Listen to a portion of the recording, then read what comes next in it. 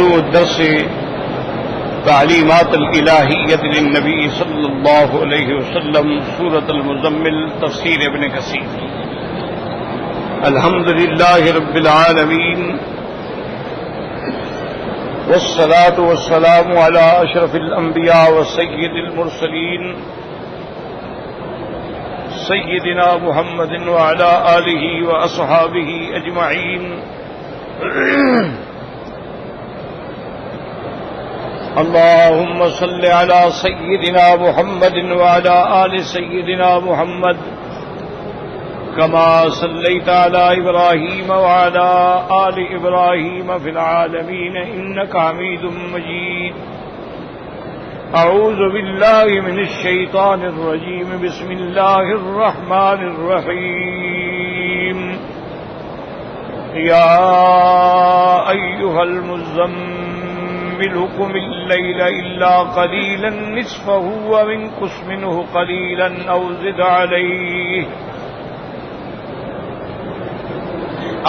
عليه ورتل القرآن ترتيلا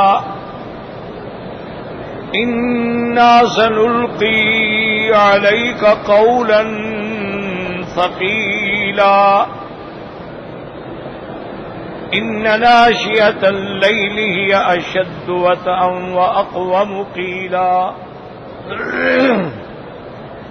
إن لك في النهار سبحا طويلا واذكر اسم ربك وتبتل إليه تبتيلا رب المشرق والمغرب لا إله إلا هو فاتخذه وكيلا۔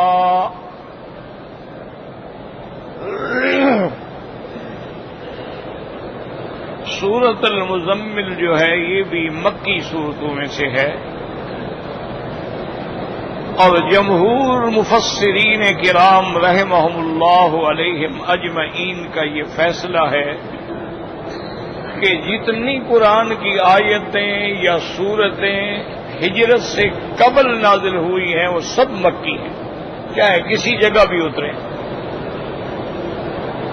اور جو قرآن کی سورتیں یا آیتیں ہجرت نبوی کے بعد اتری ہیں وہ مدنیہ ہیں، چاہے کسی جگہ بھی اتریں، کیونکہ حضور صلی اللہ علیہ وسلم کی زندگی مبارک کے دو حصے ہیں، ایک حصہ مکی کہلاتا ہے اور ایک حصہ مدنی کہلاتا ہے۔ اب ہجرت کے بعد مثلا الیوم اکملت لکم دینکم واتممت علیکم نعمتی یہ عرفات میں نازل ہوئی، لیکن مدنیہ ہے، حالانکہ عرفات تو مکہ پاک کے قریب ہے، لیکن ہجرت کے بعد اتری ہے تو لہذا یہ آیت مدنیہ۔ اسی طرح سورۃ والمرسلات عرفا یہ منا میں نازل ہوئی ہے، لیکن پھر بھی سورۃ مدنیہ۔ تو ایک موٹی بات یاد رکھیں، ویسے بہت قول ہیں علماء کے، بڑے اقوال ہیں، آپ کو ان میں نہیں پڑھنا چاہیے، بس جو ہجرت سے پہلے ہیں وہ مکیہ ہیں، جو ہجرت کے بعد ہیں وہ مدنیہ۔ تو سورۃ المزمل جو ہے یہ بھی مکی صورتوں میں، اور اس بات پر بھی اب آپ سمجھیں کہ المزمل سے مراد جو ہے بالاتفاق حضرت محمد مصطفیٰ صلی اللہ علیہ وسلم، اس میں کوئی اختلاف نہیں، کیونکہ یہ شان محمد مصطفیٰ ہے، یہ عظمت سیدنا محمد مصطفیٰ ہے کہ اللہ نے قرآن پاک میں اکثر مقامات پہ جو خطاب فرمایا حضور پاک کو وہ لقب کے ساتھ خطاب فرمایا۔ یہ شان رسول پاک کا مظہر ہے کہ ہر پیغمبر کو نام سے پکارا گیا کہ یا آدم اسکن وَنَادَيْنَاهُ أَن يَا إِبْرَاهِيمُ يَا زَكَرِيَّا إِنَّا نُبَشِّرُكَ بِغُلَامٍ يَا يَحْيَىٰ خُذِ الْكِتَابَ بِقُوَّةٍ یا عیسی ابن مریم، سب کو نام سے اللہ نے پکارا۔ یہ شان صرف حبیب مصطفیٰ صلی اللہ علیہ وسلم کی ہے کہ پورے قرآن میں دیکھیں صرف 4 جگہ پہ حضور کا اللہ نے نام لیا ہے، باقی ہر جگہ لقب ہے۔ یا ایھا النبی، یا ایھا الرسول، یا ایھا المزمل، یا ایھا المدثر، ہر جگہ خطاب۔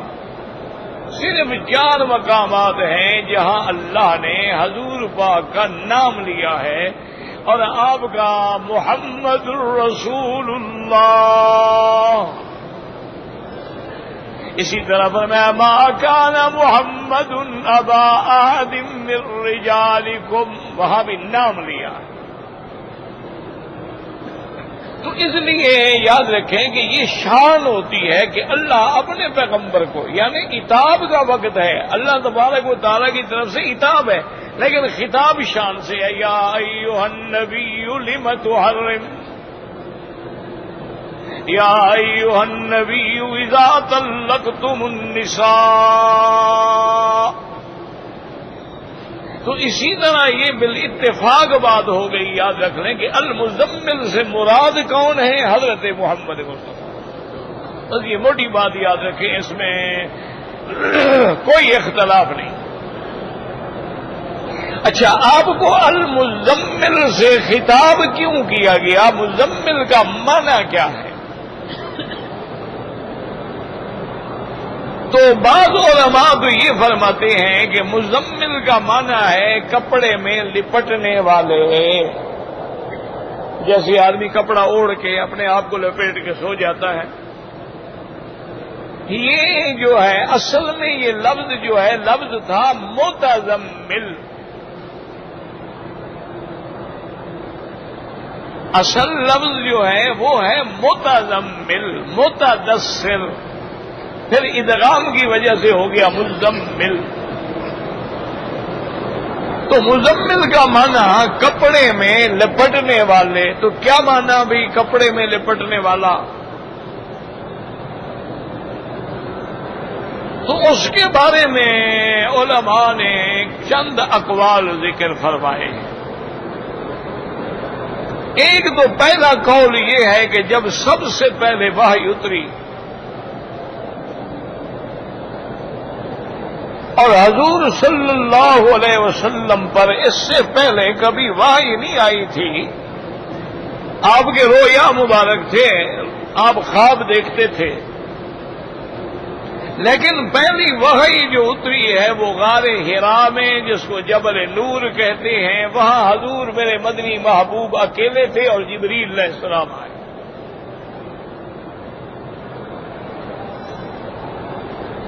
ایک تو جبریل علیہ السلام کا آنا جو ہے وہ بھی ایک عجیب بات تھی نا، کہ اوپر سے ایک آدمی آ رہا ہے، ورنہ تو نیچے سے چڑھتا نا آنے والا۔ لیکن یہ عجیب بات ہے کہ آپ غار میں بیٹھے ہیں اور اوپر سے ایک آدمی انسان کی شکل میں، جبریل آئے انسان کی شکل میں۔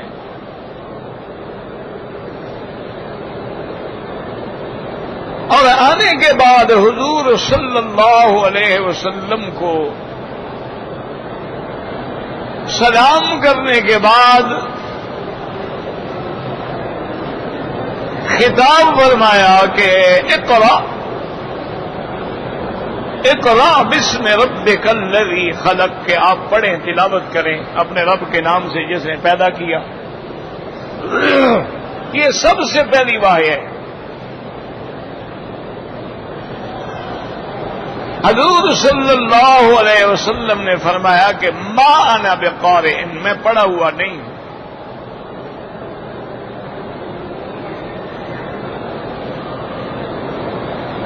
تو یاد رکھیں کہ علماء اور محدثین نے اللہ ان کے قبروں پہ کروڑوں رحمتیں نازل فرمائے، انہوں نے یہ بڑی دقیق بحث کی ہے بھی حضور پاک تو عربی ہیں اور افصح العرب ہیں، تمام دنیا کے عرب سے سب سے زیادہ فصیح حضرت محمد مصطفیٰ ہے.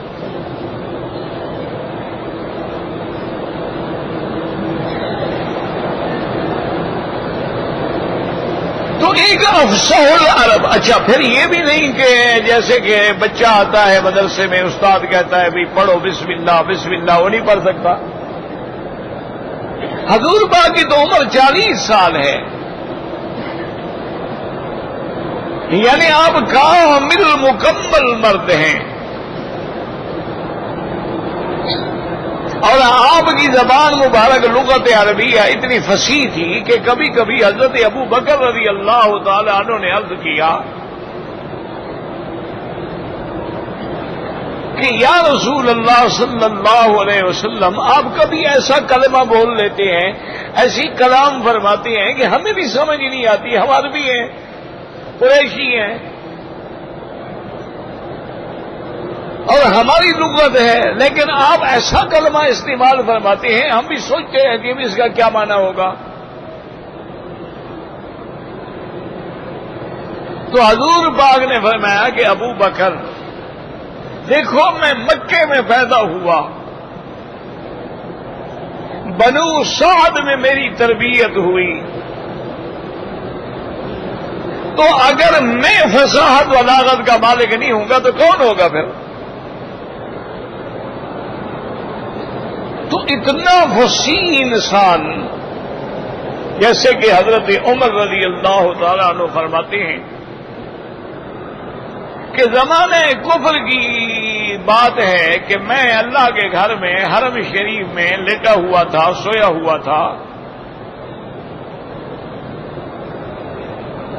اور اس زمانے میں حرم شریف کے اندر بت رکھے ہوئے تھے، کعبے کے اندر بھی بت تھے، زمزم کے پاس، مقام ابراہیم کے پاس، صفا پہ، مروہ پہ، ہر جگہ بت تھے. نعوذ باللہ ایک بت خانہ بنا ہوا تھا.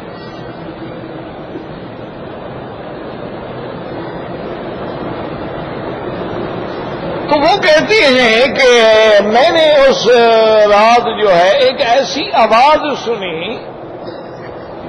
معلوم یہ ہوتا تھا کہ کسی بت کے اندر سے آواز آ رہی ہے. وہ کہتے کہ جب آواز آئی، حضرت عمر فرماتے ہیں جو لوگ بیٹھے تھے نا حرم میں سب بھاگ گئے ڈر کے مارے گئے، کیا ہو گیا؟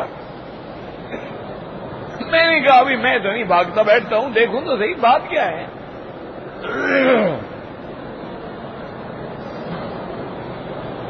اور یاد رکھیں کہ یہی مسئلہ ہوتا ہے کہ کبھی کبھی جنات جو ہے نا، جن جو ہے وہ کسی بت کی آڑ میں چھپ جاتے ہیں، آدمی کو نظر نہیں آتے ہیں لیکن آواز آتی ہے،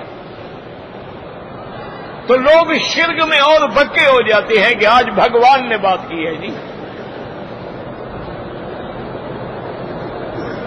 اسی طرح اولیاء اللہ کے ساتھ بھی ہوتا ہے کہ ان کی مزارات مبارکہ پہ لوگ آتے ہیں، عقیدت میں بیٹھتے ہیں، اور جن جو ہے آواز دے دے جاؤ ہم نے تمہاری مراد پوری کر دی ہے، بس وہ تو پھر ہمیشہ کے لیے پکا ہو گیا نا.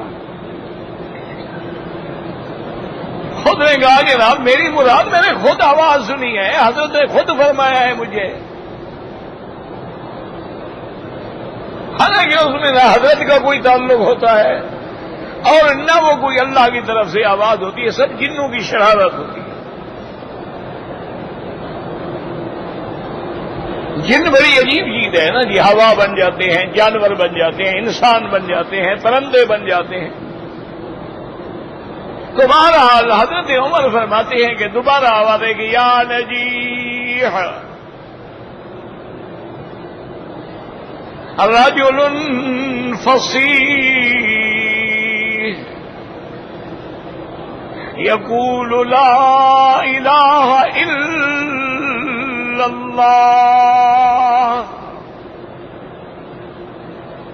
آواز آتی ہے کہ اے نجی، ایک فصیح انسان ہے مکے میں جو یہ کہتا ہے کوئی معبود نہیں، کوئی مقصود نہیں، کوئی مطلوب نہیں، کوئی مسجود نہیں مگر اللہ تعالی کی ذات ہے. یہ کہہ رہا ہے رجل فصیح. جن بھی مانتے ہیں کہ حضور محمد مصطفیٰ فصیح انسان ہے.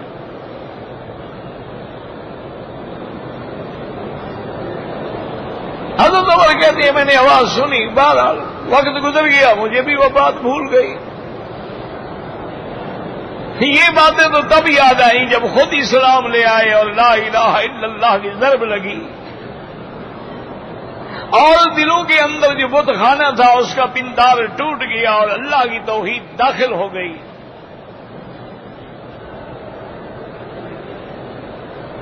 تو پھر ان کو وہ باتیں یاد آئیں کہ اچھا یہ آواز تو میں نے بھی سنی تھی۔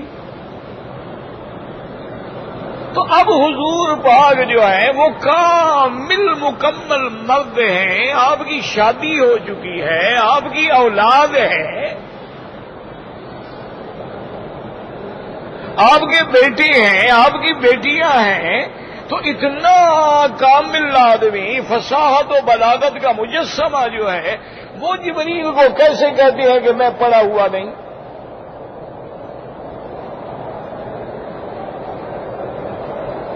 حالانکہ اگر جبریل مثلا پڑھتے اقرا بسم ربک الذی خلق تو حضور پڑھ لیتے صاحب، کیا مشکل تھی؟ بھئی آپ عرب ہیں، کلام و قرآن عربی ہے، تو ان الفاظ کا دوہرا دینا جو ہے وہ کیا مشکل تھا؟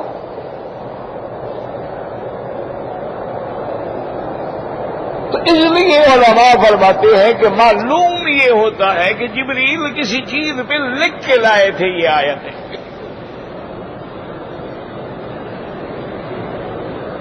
لکھی ہوئی آیات تھی اور حضور کے سامنے رکھی اور کہا کہ پڑھو، تو آپ نے فرمایا کہ ماں انا بیکارن، میں تو پڑھا ہوا نہیں ہوں۔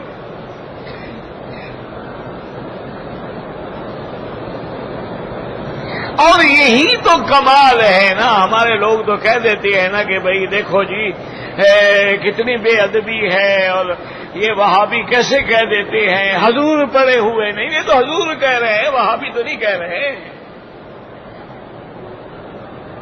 وہابی تو اس زمانے میں ابھی پیدا بھی نہیں ہوئے تھے، ابھی تو قرآن اتر رہا ہے۔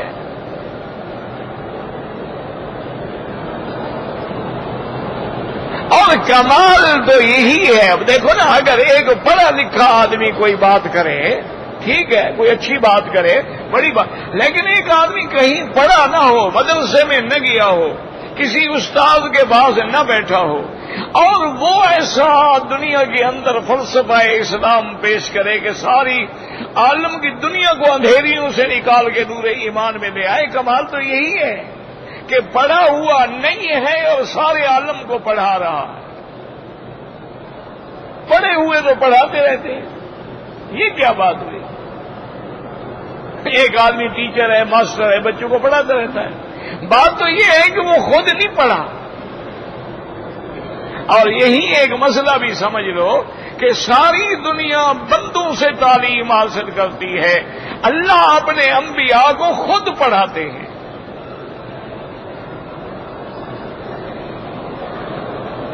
وَعَلَّمْنَاهُ مِن لَّدُنَّا عِلْمًا، اللہ نے فرمایا خضر کو ہم نے علم دیا۔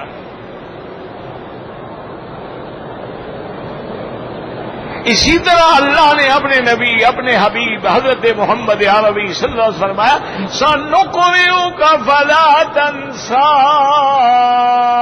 میرے مدنی ہم آپ کو ایسا پڑھا دیں گے کہ آپ پھر کبھی نہیں بھولیں گے۔ تو انبیاء کا علم جو ہے اس کا طریقہ ہی الگ ہے، اس کے حصول کا ذریعہ ہی الگ ہے۔ عام انسان جو ہے وہ بار بار دہرائیں گے تو یاد ہوگا نا۔ انبیاء کی شان یہ ہے، اللہ فرماتے ہیں میرا مدنی آپ زبان کو حرکت بھی نہ دینا تو حرک بھی لسانک، آپ زبان کو حرکت نہ دیں، جبریل پڑھے سنتے رہے، ہماری ذمہ داری ہے کہ ہم آپ کے سینے میں جمع کر دیں۔ تو اس لیے حضور نے جب وہ دیکھا تو فرمایا کہ ما انا بقارئ، صحیح بخاری کی حدیث ہے، جبریل نے پھر کہا کہ اقرا، آپ نے پھر بھی وہی جواب دیا ما انا بقارئ، اسی لیے قرآن کہتا ہے ما کنت تدری مل کتاب ولل ایمان. میرا مدنی آپ تو نہیں جانتے تھے کہ قرآن کیا ہے، آپ تو نہیں جانتے تھے کہ ایمان کی تفاصیل کیا ہے. مطلق ایمان تو اللہ پہ حضور کا پہلے ہے اور ہر پیغمبر کا پہلے ہوتا ہے. ایک ہے نا اللہ کو ماننا، تو مانتے تو سب پیغمبر تھے، لیکن ایک ہے اللہ کو جاننا. تو جاننا تو تب ہوگا جب وحی آئے گی. یہی ہے نا کہ آج کل ہم مسلمان جو ہے نا اللہ کو مانتے تو ہیں لیکن جانتے نہیں ہیں. یہ ہماری سب سے بڑی بنیادی غلطی ہے. ہم کچھ ہاں جی الحمدللہ مسلمان ہیں ماشاءاللہ، باپ دادا مسلمان، ہم تو جناب نسلی مسلمان ہیں، اصلی مسلمان ہیں. مسلمانوں کے گھر میں پیدا ہوئے ہیں، ماں مسلمان ہے، باپ مسلمان ہے، دادا دادی نانا نانی سارے مسلمان ہیں، محلہ مسلمان ہے. اور ہمیں تو بڑے بڑے بزرگوں نے آ کے گھٹی لگائی ہے، اور ہمیں تو ماشاءاللہ محلے کے مولوی صاحب نے کان میں اذان دی تھی، کیونکہ باپ کو تو آتی نہیں تھی نا کہ باپ اذان دے دیتا. اذان کے لیے بھی مولوی کی ضرورت، جنازے کے لیے بھی مولوی کی ضرورت.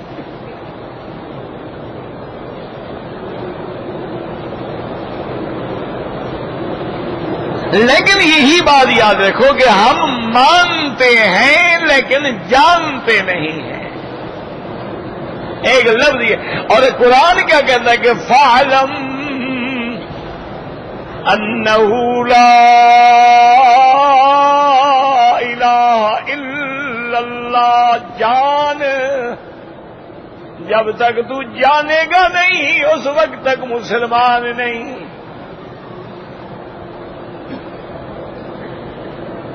جان کی کیا معنی ہے لا الہ الا اللہ؟ الہ کیا ہوتا ہے؟ الہ کس کو کہتے ہیں؟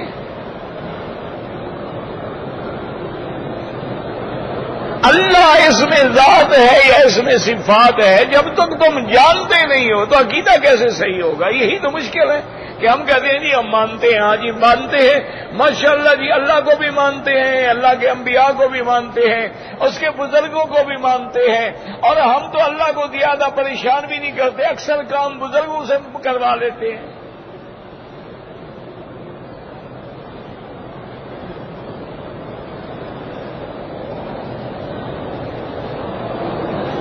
تو یہی وہ مشکل ہے.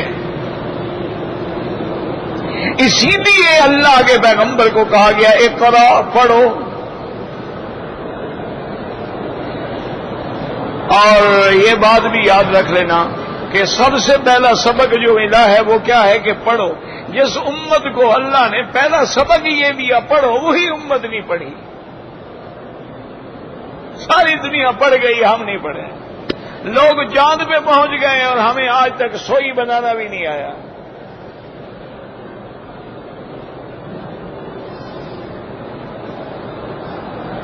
لوگوں نے ترقی کی معراج حاصل کر لی، ہم نے کیا کیا؟ اسی لیے کہ آج ہم نے علم نہیں پڑھا، اور جب تک امت مسلمہ علم پڑھتی رہی ساری دنیا تمہاری محتاج تھی. یورپ بھی تمہارا محتاج تھا، یہود بھی تمہارا محتاج تھا، نصارہ بھی تمہارے محتاج تھے، ساری دنیا تمہاری محتاج تھی. تمہارے علوم کو وہ لے کے کہاں پہنچ گئے اور تم نے چھوڑ دیا.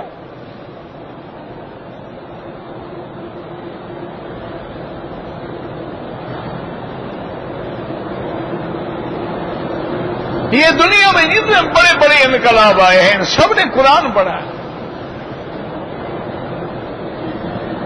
یہ دنیا میں آج جتنی جدید تحقیقات ہو رہی ہیں، یہ ساری باتیں جو ہیں یہ ساری قرآن نے بتلائی ہیں.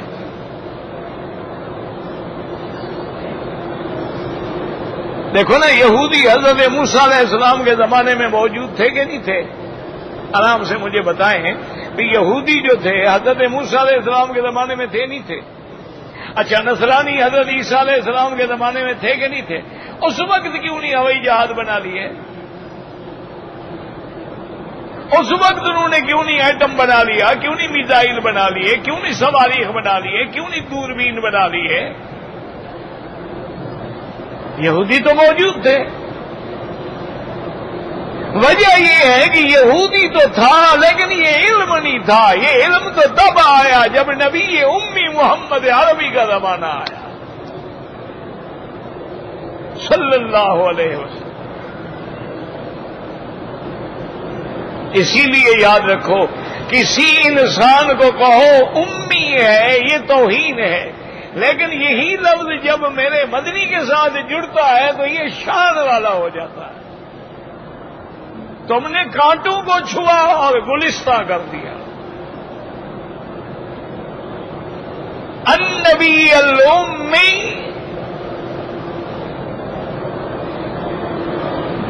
اور آپ کی امت بھی امی. هو الذی بعث فی الامیین رسولا.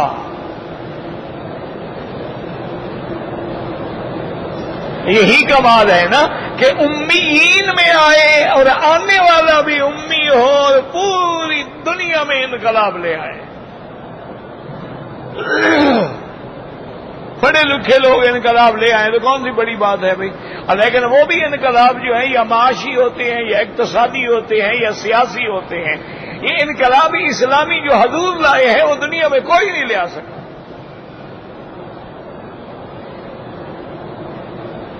کہیں دنیا میں سوشلزم ہے، کہیں کمیونزم ہے، کہیں سرمایہ داری ہے، کہیں اشتراکیت ہے. تو یہ تو محدود انقلاب ہے. انقلاب تو یہ ہے نا کہ ابو جہل کے گھر میں پیدا ہونے والا اکرمہ جو ہے وہ بدل من ابطال الاسلام بن جائے. انقلاب تو یہ ہے نا کہ ولید میں گھر میں پیدا ہونے والا خالد جو ہے وہ سیف الرحمان بن جائے.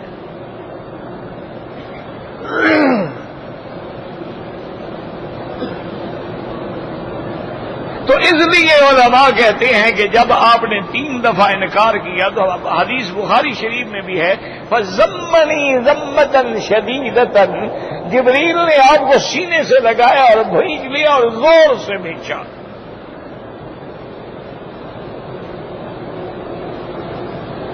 اب دیکھیں یہ 2 رسولوں کا ملاپ ہے.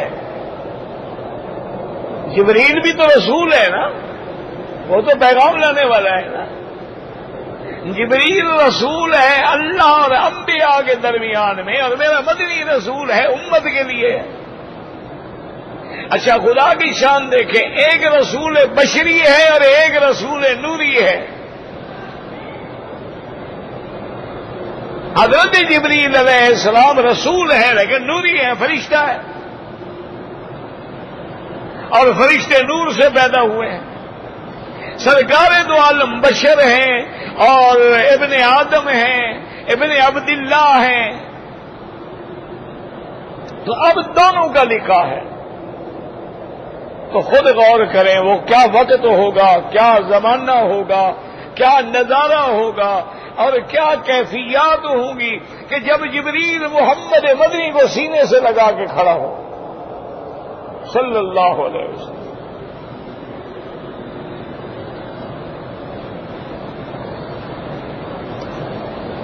اللہ اکبر. اور اسی سے علماء نے نکالا، یاد رکھو کہ جتنے محدثین ہیں، مجتہدین ہیں، فقہاء ہیں، ائمہ کرام ہیں، اللہ ان پہ کروڑوں رحمت نازل فرمائے، وہ مسئلہ بناتے نہیں بتلاتے ہیں.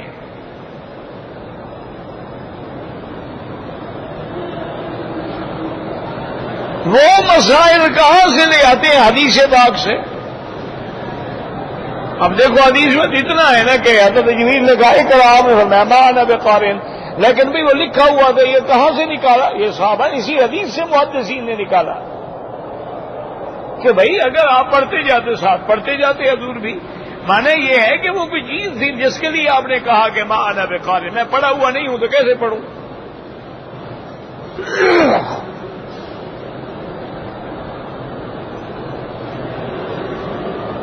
اور اسی طرح یہ بھی محدثین نے مسئلہ نکالا کہ جبریل نے سینے سے لگایا، تو اب بیٹھے ہوئے تو سینے سے نہیں لگایا جا سکتا، معلوم ہوا حضور بھی کھڑے ہو گئے اور جبریل بھی کھڑے ہو گئے، سبھی آدمی سینے سے لگائے گا نا، بیٹھے ہوئے تو نہیں کہ گود میں گر جائے گا۔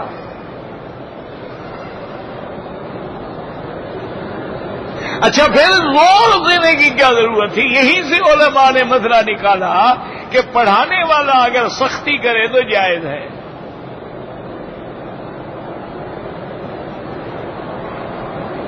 مسئلہ حدیث سے نکالا جاتا ہے، یہ تو لوگوں کا خیال ہے نا جی، امام اپنی بات کہہ دیتے ہیں اور اپنی بات کہہ دیتے ہیں اور نبی کی بات کو چھوڑو، یہ نبی کی بات کو چھوڑے وہ مسلمان نہیں ہوتا، امام کیسے بنے گا؟ کوئی عقل کرو۔ جو آدمی نبی کی بات کے مقابلے پہ اپنی بات لے آئے وہ تو مسلمان ہی نہیں ہو سکتا، کہ جائے کہ وہ امام وقت بن جائے۔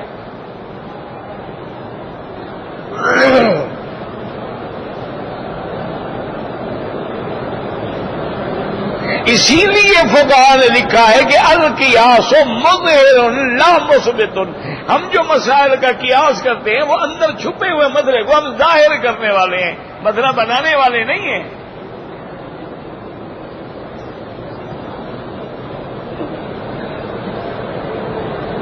یہ تو آج ہماری بدقسمتی ہے کہ دشمنان اسلام نے پوری دنیا میں ایسی افطرا کی لہر چلا دی ہے کہ گھر گھر میں لڑائی ہے،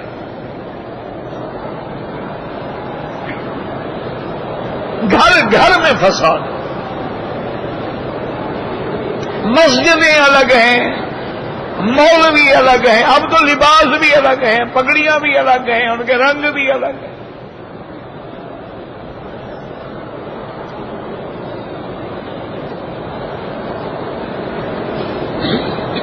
ٹھنڈے دل سے کبھی سوچا کرو، ایمان سے کہو کہ آج ایک جماعت سبز پگڑی پہنتی ہے، ٹھیک ہے، لاکھ دفعہ پہنے، کوئی اعتراض نہیں ہے، ایک جماعت سفید پہنتی ہے، ایک جماعت کالی پگڑی پہنتی ہے، لاکھ دفعہ پہنو، ہم تو اس کو کوئی جھگڑا وگڑا نہیں سمجھتے ہیں، لیکن آخر اس پہ زور دینے کی کیا ضرورت ہے؟ حضور کے صحابہ نے بھی اپنی جماعت بنائی اور ان کی پگڑیوں کا رنگ الگ کیا کہ تمہاری سبز ہوگی، تمہاری نیلی ہوگی، تمہاری پیلی ہوگی، تمہاری نسواری ہوگی۔ کوئی پگڑی پہنو، ٹھیک ہے، کوئی مسئلہ نہیں، لیکن اس کو شعار تو نہ بناؤ، علامت تو نہ بناؤ نا۔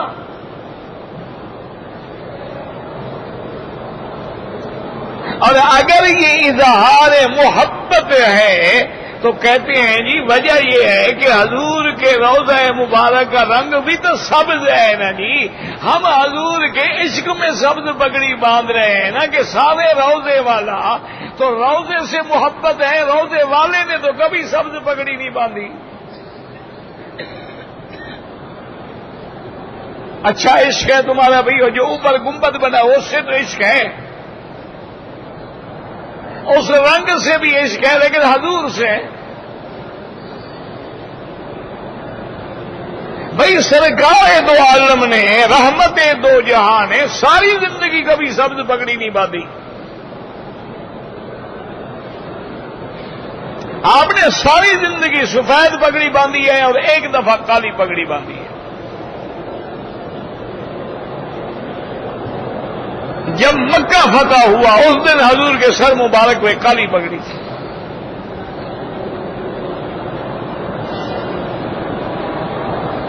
اللہ اکبر، کبھی غور کیا ہے کہ کیوں کالی پگڑی تھی؟ بھی ساری زندگی تو حضور نے سفید باندھی، فتح مکہ والے دن کالی پگڑی کیوں باندھی؟ یہ کام ہوتا ہے علماء کا، علماء کا کام لڑانا نہیں ہوتا، لڑاتے جاہل ہیں، عالم کیوں لڑائے؟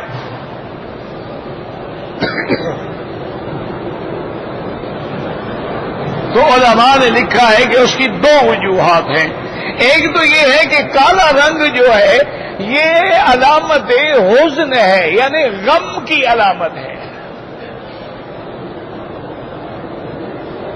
اور سفید رنگ جو ہے یہ خوشی کی علامت ہے۔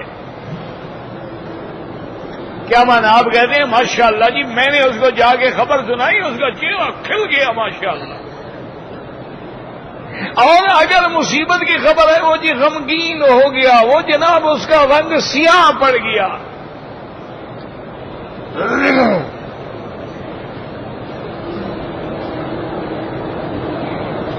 تو اس لیے علماء نے فرمایا کہ یہ میرے مدنی پاک کی تواضع تھی، انکسار تھا کہ جس مکے سے مجھے صرف ابو بکر صدیق کو لے کے نکلنا پڑا تھا اور چھپ کے ہجرت کرنی پڑی تھی، آج اللہ نے مجھے یہ شان دی ہے کہ 10,000 کا لشکر جرار میرے ساتھ ہے اور میں مکہ فتح کرنے کے لیے آ رہا ہوں.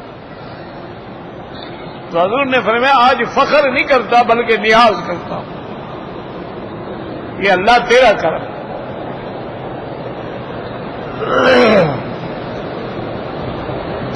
اور دوسرا حضور پاک کے اس عمل سے یہ بھی واضح ہوا کہ بھئی مسجد الحرام یہ امن کی جگہ ہے جہاں کسی پرندے کو مارنا بھی جائز نہیں ہے. آج تو ہمیں بندوں کو مارنے کی اجازت ملی ہے، تو یہ کام کوئی ایسا تو نہیں ہے کہ جس پہ خوشی منائی جائے.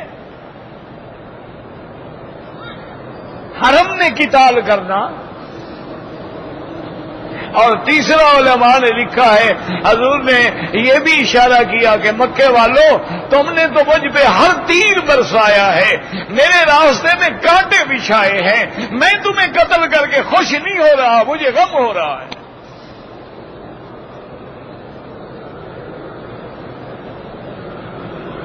اور چوتھی وجہ علماء نے لکھی ہے کہ غلاف کعبہ بھی کالا تھا، تو آج مدنی والے نے بھی سر پہ کالی پگڑی رکھ لی کہ اللہ کے گھر کا اور محمد مدنی کا رنگ بھی مل جائے.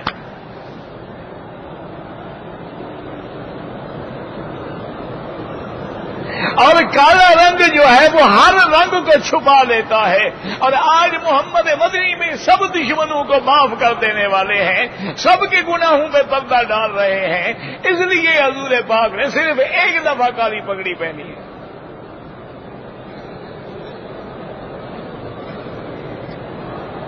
اللہ اکبر. اور ہم نے جناب نشانیاں بنا لی ہیں، شعار بنا لیے ہیں. اللہ ہدایت کرے.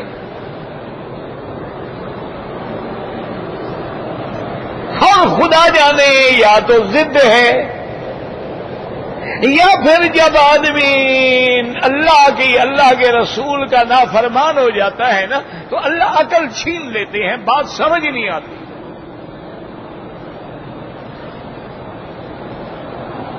یا ضد ہے اب ایمان سے اللہ کے گھر میں بیٹھے ہو. ہمارے لیے روضہ مبارک تو بڑی بات ہے، مدینے کی مٹی بھی واجب الاحترام ہے. ہمارا تو یہ عقیدہ ہے کہ مدینے کی مٹی میں بھی شفا ہے. اس لیے بعض روایات میں آتا ہے کہ آپ مدینے منورہ جائیں، ہوا چل رہی ہو، مٹی اڑ رہی ہو، اس کو آنے دو اپنے بدن پر، اللہ تمہیں برس اور جذام کی بیماری سے پناہ دیں گے.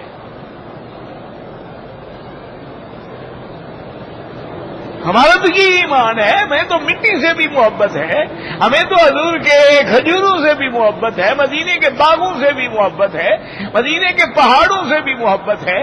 روضے کی شان تو الگ ہے، لیکن ٹھنڈے دل سے حضور کا روضہ مبارک حضور کی وفات کے بعد ایمان سے کہیں صحابہ نے بنایا ہے. نہیں، سیدھی بات کرو، اللہ کے گھر میں جھوٹ نہیں چلتا. حضرت ابو بکر نے بنایا، حضرت عمر نے، حضرت عثمان نے، چلو شاید ان کی بات نہ مانے ماشاءاللہ، حضرت علی نے بنایا ہو، حضرت حسن حسین نے بنایا ہو، اہل بیت نبی نے بنایا ہو. اس زمانے میں صحابہ کے بعد جو تابعین کا دور ہے تو یہ تو روضہ مبارک بہت بعد میں بنایا گیا. اس کے رنگ سے تمہیں عشق ہے، نبی سے تمہیں عشق نہیں ہے.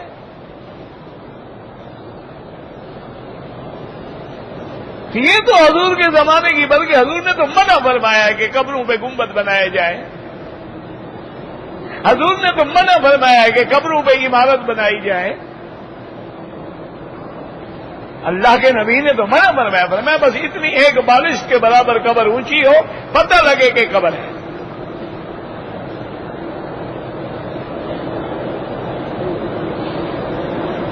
حضور نے تو منع فرمایا کہ قبر پکی بھی نہ بناؤ، کچی ہو، پکی اینٹ بھی قبر پہ نہ لگاؤ، کیونکہ یہ پکی اینٹ جو ہے آگ میں پکی ہوئی ہے نا، تو یہ آگ کی علامت ہے، یہ نہیں ہونی چاہیے مومن کی قبر پہ۔ اتنا مجبوری ہے، زمین کچی ہے، کچے کا علاقہ ہے، زمین میں قبر قائم نہیں رہ سکتی، مجبوراً پھر آپ وہاں دیوار بنا سکتے ہیں۔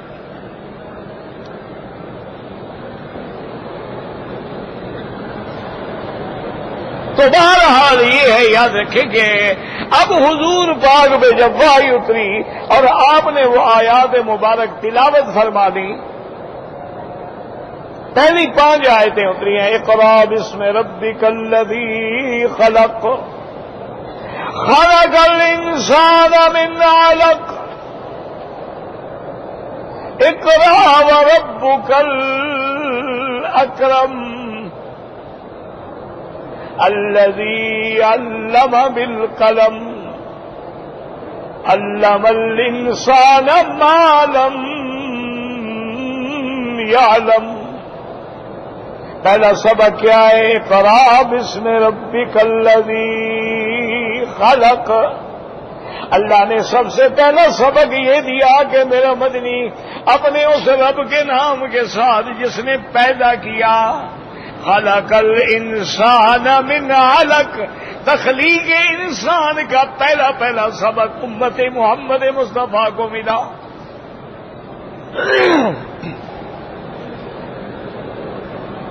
لیکن افسوس یہ ہے کہ قرآن پڑھ کے آج کافر جو ہے وہ تخلیق انسانیت پر اتنی علم میں آگے بڑھ چکا ہے کہ ڈی این اے ٹیسٹ آ گئے، انہوں نے وہ جراثیم بھی دیکھ لیے، جراثیم کی تعداد بھی معلوم کر لی، انہوں نے مرد اور عورت کے جراثیم میں وائی اور ایکس کا فرق بھی ڈھونڈ لیا، اور امت مصطفیٰ بس مر جائے بندہ تو مولوی کو بلاؤ، قرآن اوپر پھرائے گا، مردہ بخشا جائے گا۔ بس قرآن اسی لیے اترا تھا کہ مردے بخشواؤ، یا اسی لیے اترا تھا کہ تعویذ لکھو، بس گزارا کرو۔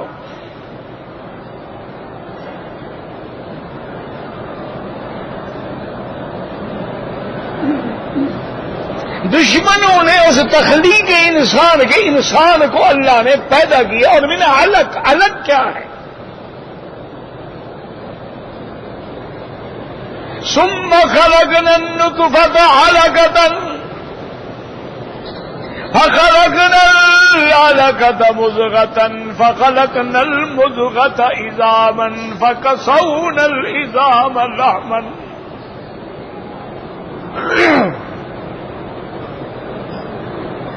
ثم انشأناه خلقا آخر۔ تو یہ پہلا سبق تھا۔ تو یہ جب جبریل چلا گیا حضور پاک پہ ایک دہشت طاری ہو گئی، قرآن کا رعب طاری ہو گیا، خوف طاری ہو گیا، حضور کے بدن میں لرزہ طاری ہو گیا۔ آپ گھر میں آئے اور آ کے سیدہ خدیجہ سے فرمایا زملونی زملونی زملونی، مجھ کے اوپر کپڑا ڈالو، کپڑا ڈالو۔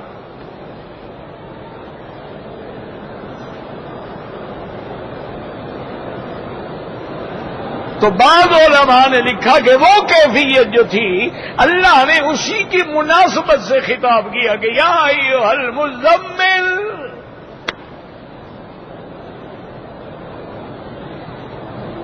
تو ایک وجہ جو ہے شان نزول کی یہ ہے، سوالات تو نہیں ہیں تو دے دیتے، واللہ اعلم۔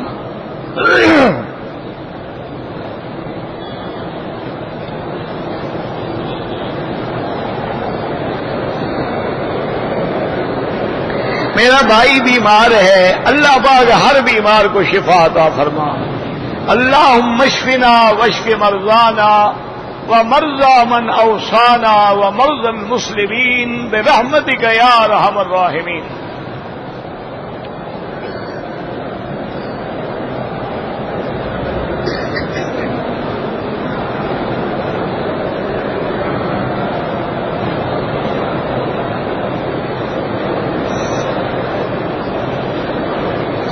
بہرحال آپ کی بیوی نے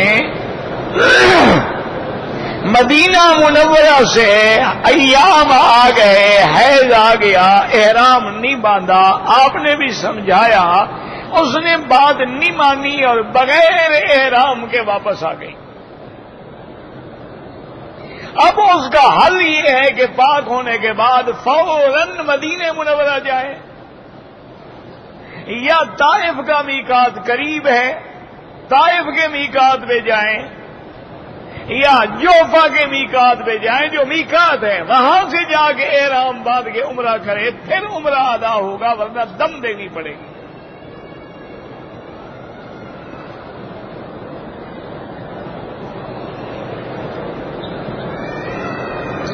کہتے جی کہ شوال میں جو 6 روزے ہیں میرے بھائی وہ لگاتار رکھیں تب بھی وہی ثواب ہے، علیحدہ علیحدہ رکھیں تب بھی وہی ثواب، کوئی مسئلہ نہیں۔ ایک دن رکھ لیا، 2 دن نہیں رکھا، پھر رکھ لیا، پھر رکھ لیا، کوئی مسئلہ نہیں۔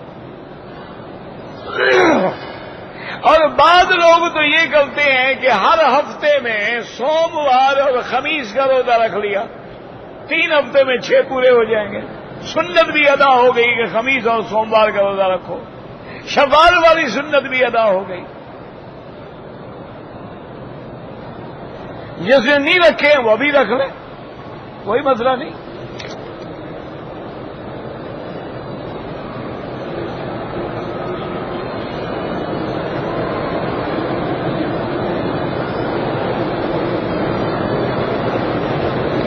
میرے بڑے بیٹے کی اولاد نہیں تھی، میں نے چھوٹے بیٹے کا لڑکا بڑے بیٹے کو دے دیا، یہ ٹھیک ہے، وہ اس کو پال سکتا ہے، متبنہ ہے، لیکن رہے گا وہ اپنے باپ کا بیٹا، بلدیت میں نام تبدیل نہیں ہو سکتا۔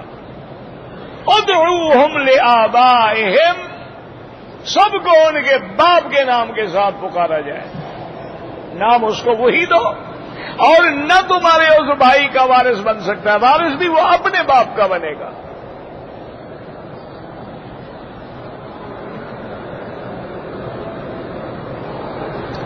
کہتے جی کہ یہ جو امام ہیں یہ آپس میں ایک دوسرے کے شاگرد بھی ہیں،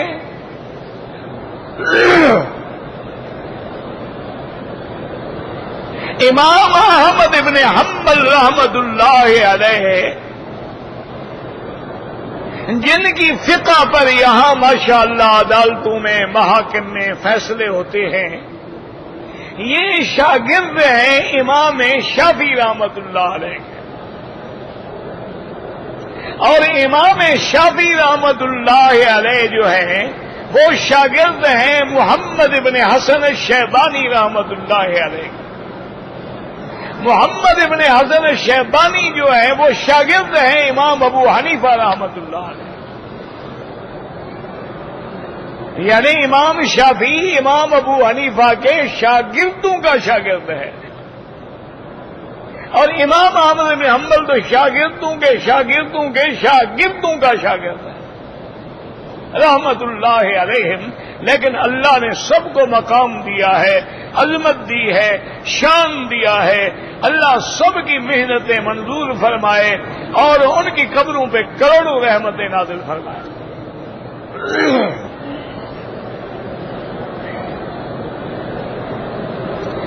میں مکے میں مقیم ہوں، شوال میں عمرہ مکے والوں کے لیے احناف کے نزدیک مکے والوں کو شوال، ذی القعدہ، ذی الحجہ، اشہر الحج میں عمرہ کرنا نہیں چاہیے،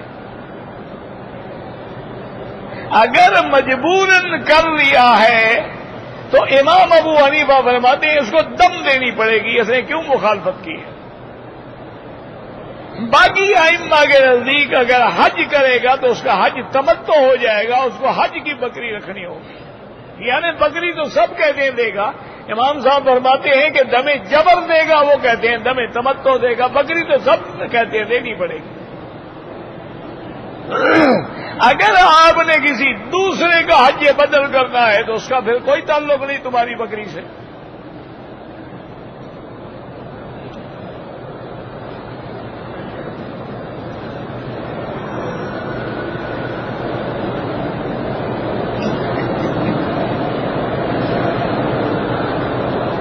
کہتے جی کہ ہمارے بڑے بھائی کے ہاں بچے جو ہیں وہ معذور پیدا ہوتے ہیں،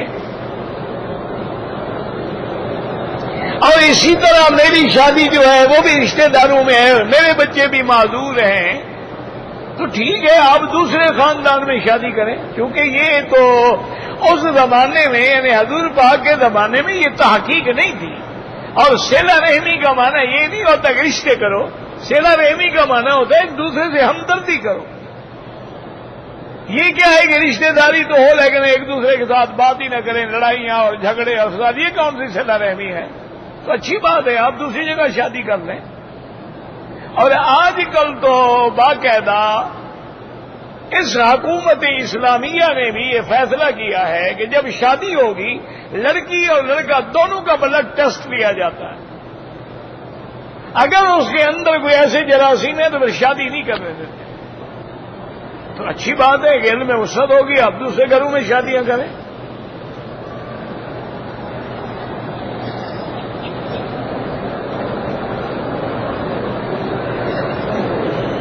کہتے ہیں جی کہ امام حسین کے روضے کی زیارت سے 70 حج کا ثواب ملتا ہے، تو پھر شیعہ بیچارے یہاں کیا کرنے آتے ہیں؟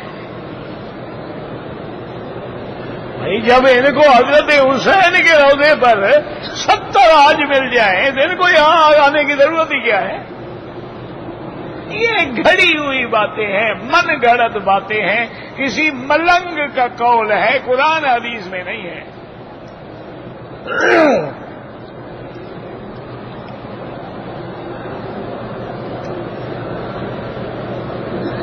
اگر ایک آدمی نے شوال کے مہینے میں عمرہ کیا ہے اس پہ حج فرض ہو جائے گا؟ بالکل نہیں۔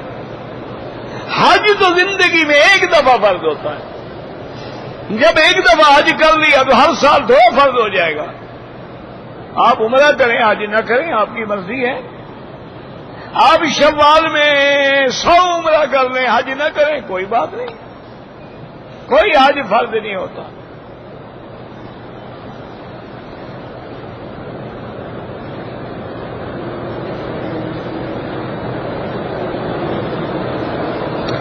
میں پاکستان سے عمرے کے لیے آیا ہوں، 15 دن میں نے مدینے پاک میں گزارے ہیں، 8 دن میرے واپس بقایا ہیں، تو اب 8 دن میں آپ مسافر ہیں، نماز قصر پڑھیں گے؟ ایک واضح بات ہے۔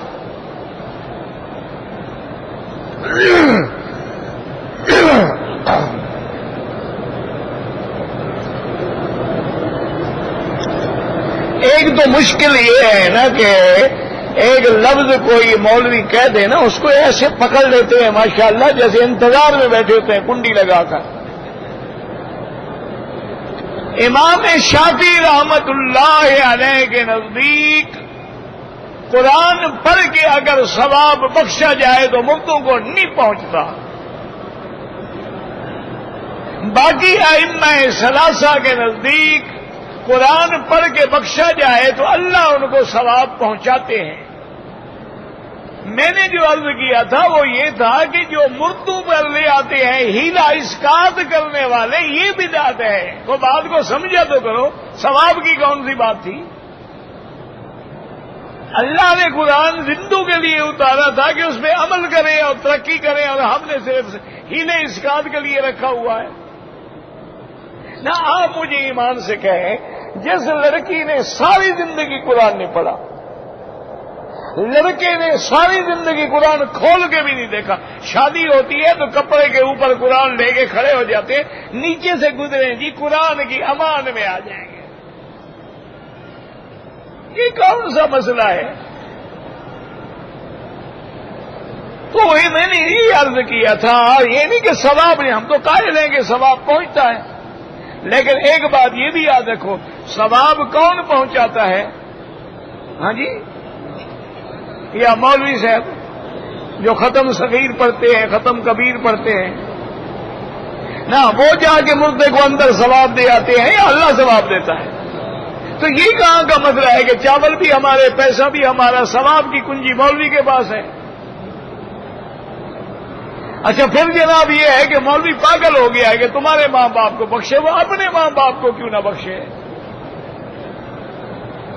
یہ بہانے ہیں، آپ قرآن پڑھیں، دعا مانگیں، اللہ ثواب دیں گے۔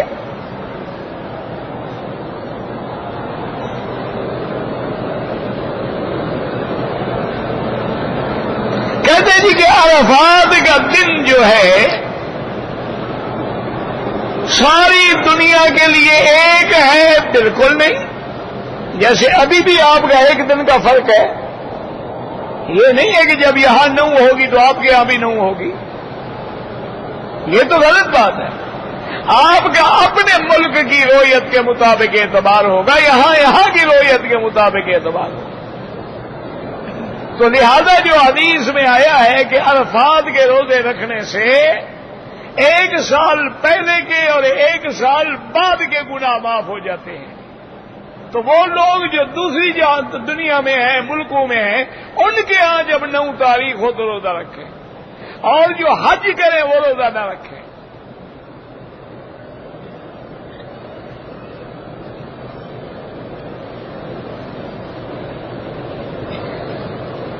آئے طواف نیاز، طریق نیاز، مجھے تو نہیں پتا کیا لکھا ہے۔ ایک آدمی کثرت البول کی وجہ سے اگر اپنے عضو پہ کوئی کپڑا لپیٹ لے یا پلاسٹک باندھ لے، بہرحال کوئی منع نہیں، لیکن ہر نماز کے لیے وضو لیا کرے گا، پھر نماز پڑھتا رہے، کوئی منع نہیں۔ واللہ اعلم۔ ربنا تقبل منا انك انت السميع العليم وتب علينا انك انت التواب الرحيم۔ اللهم فرج هم المهمومين، نفس كرب المكروبين، واقض الدين عن المدينين، واشفنا واشف مرضانا ومرضى المسلمين۔ اللهم لا تجعلنا مزغة للمازغين، اللهم لا تجعلنا عقلة للآكلين، اللهم لا تجعلنا فتنة للقوم الظالمين، اللهم لا تجعلنا من القانتين، ولا تردنا عن بابك خائبين، ولا تجعلنا من الآيسين برحمتك يا ارحم الراحمين۔ یا اللہ عالم اسلام پہ اپنی رحمتیں نازل فرما، یا اللہ بیماروں کو شفا عطا فرما، یا اللہ بے دینوں کو دین عطا فرما، بے حیاؤں کو حیا عطا فرما، یا اللہ جن کی اولادیں نہیں ہیں ان کو اولاد عطا فرما، جن کی اولادیں ہیں ان کو صالح بنا، بے روزگاروں کو روزگار عطا فرما، قرض داروں کے قرض ادا فرما، جن کے رزق میں تنگی ہے ان کے رزق میں برکتیں عطا فرما۔ یا اللہ مسلمان جس ملک میں ہیں ان کی جان مال آبرو عزت کی حفاظت فرما۔ یا اللہ مسلمان کشمیر میں ہیں، شام میں ہیں، فلسطین میں ہیں، یا اللہ برما میں ہیں، یا اللہ عرب میں ہیں، عجم میں ہیں، فضا میں ہیں، ہوا میں ہیں، بر میں ہیں، بحر میں ہیں، ان کی جان مال آبرو عزت کی حفاظت فرما۔ یا اللہ اس بلد الامین کو قیامت تک ہر فتنے سے محفوظ فرما۔ وصلی اللہ تعالی علی خیر خلقہ سیدنا محمد وعلی آلہ وصحبہ اجمعین۔ اللہم صل علی سیدنا محمد وعلی آل سیدنا محمد۔